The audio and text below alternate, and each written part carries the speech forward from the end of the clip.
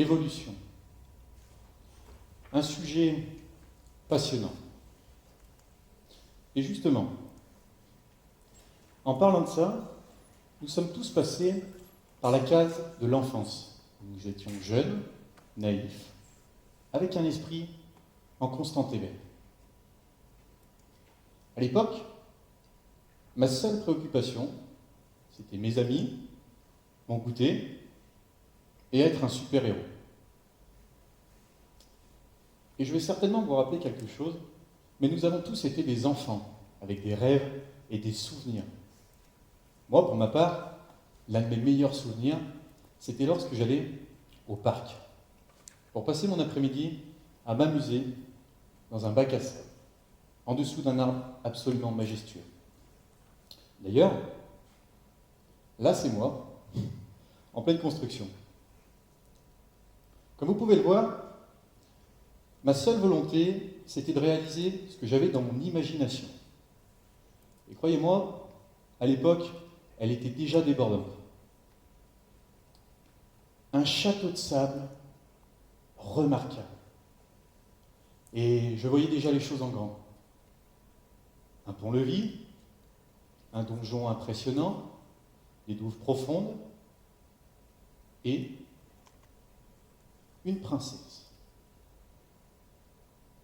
Mais alors, pourquoi j'aimais autant ce bac à sable? La réponse est simple. C'était un espace à investir sans fin. Rien ni personne pour brider mon imagination. Ni argent, ni cadre, ni matériel, je baignais dans un environnement positif. Entouré de simples outils, une pelle, un seau, un râteau, ainsi que mes compétences pour m'en servir. Mais le plus amusant, c'était de voir les personnes présentes autour du bac à sable, qui étaient là en train de me regarder, sans trop forcément comprendre ce que j'étais en train de faire. Et cette sensation, on l'a déjà tous vécue, vous comme moi, quand on travaille sur un projet qui nous tient à cœur et que personne ne nous comprend. Souvent, je me suis demandé comment cet arbre avait grandi au milieu de ce bac à sable. Mais la vraie question était ailleurs. Qu'est-ce qu'il y avait en haut de cet arbre? Et les années ont passé, j'ai grandi, j'ai pris un peu de poids, et une fois à l'adolescence, j'ai voulu répondre à cette question. Alors, un matin, sans trop forcément savoir quelle idée m'était passée par la tête, j'ai décidé de grimper pour aller récupérer l'une de ses plus hautes feuilles et en faire un trophée personnel. C'était mon objectif. J'ai alors commencé à m'agripper à l'immense œillet présent dans son cœur. Et là, j'y suis allé franco. Main droite, main gauche, pied droit, pied gauche. Je ne regardais pas le sol parce que je savais pertinemment que j'allais me faire peur. Et j'arrive au tronc où je tombe sur des branches plus solides. Un peu fatigué, je m'arrête, je reprends mon souffle, tout en profitant de cette sublime position.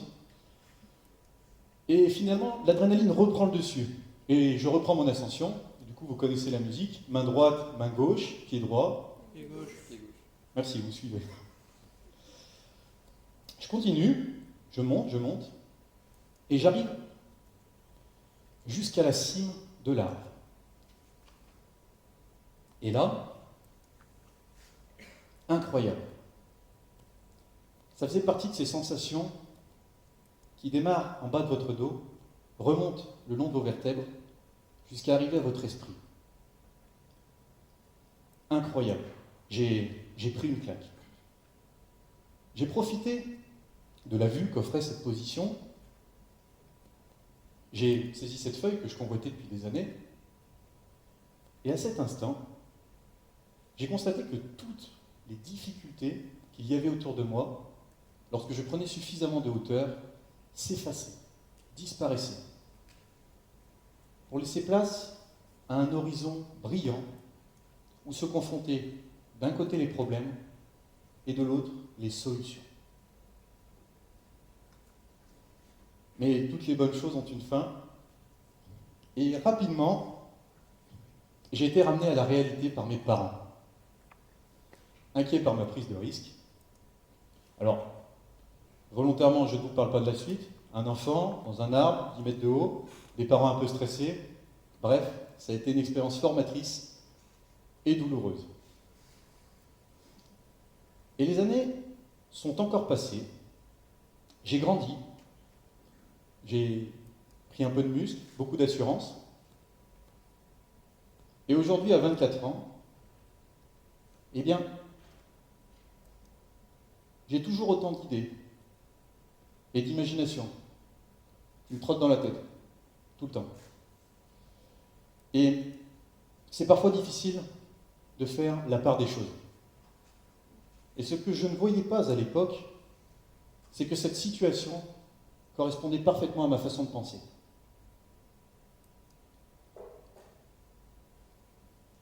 Et avec l'aide d'une de mes mentors, Agnès Rousson-Mourier, j'ai réussi à la représenter, à la conceptualiser et à en faire une matrice que je réutilise régulièrement dans mon travail.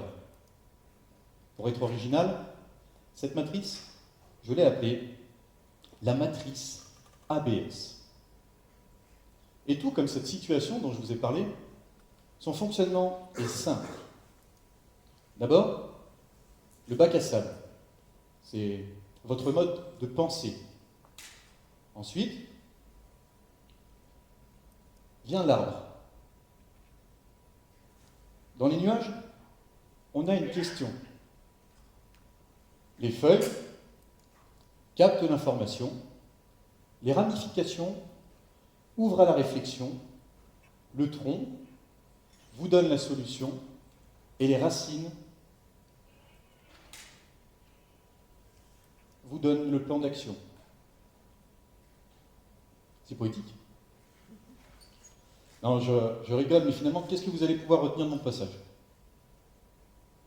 Que j'étais un simple enfant qui aimait s'amuser dans le bac à sable, un adolescent un peu acrobate, ou encore un jeune adulte qui se prenait pour un culturiste. Sur un TEDx, on est tous d'accord, ce n'est pas terrible, et ce n'est pas ce que je veux. Alors je vais vous montrer son application, pour que vous aussi vous puissiez comprendre son fonctionnement, et pourquoi pas l'utiliser.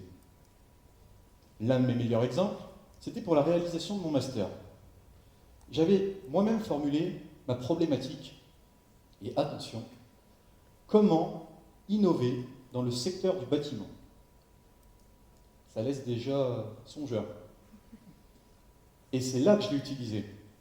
Les feuilles captent l'information provenant de nombreux domaines, architecture, agriculture, démographie, bactéries, intelligence artificielle. Les ramifications ouvrent à la réflexion. C'est le moment où j'ai croisé mes différentes données pour pouvoir en tirer des pistes de recherche. Vient ensuite le tronc, qui concentre les solutions pour en obtenir 3 grandes idées sur lesquelles j'ai travaillé. Une intelligence artificielle pour assister les architectes, des Fab Labs implantés chez les distributeurs de matériaux, ou encore un robot capable de créer des structures à partir du sable en plein milieu du désert. Et une fois ces 3 sources d'idées mises en valeur, il ne me reste plus qu'à les développer avec les racines qui me donnent le plan d'action.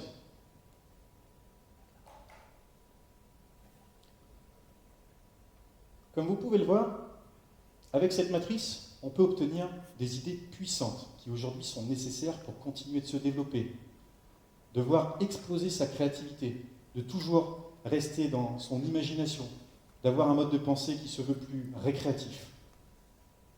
Car, comme le disait l'entrepreneur américain Seth Godin, dans une place de marché concurrentielle, être normal signifie échouer. Dans un marché saturé, ne pas se démarquer signifie être invisible. Alors, maintenant que vous avez compris la particularité de cet arbre, qu'il s'adapte à chacun de vous, à chacune de vos façons de penser, il peut être mis à disposition de n'importe qui, d'entreprises, de collectivités, d'entrepreneurs, d'étudiants. Car aujourd'hui, je n'ai fait que vous présenter l'idée. Semez la graine,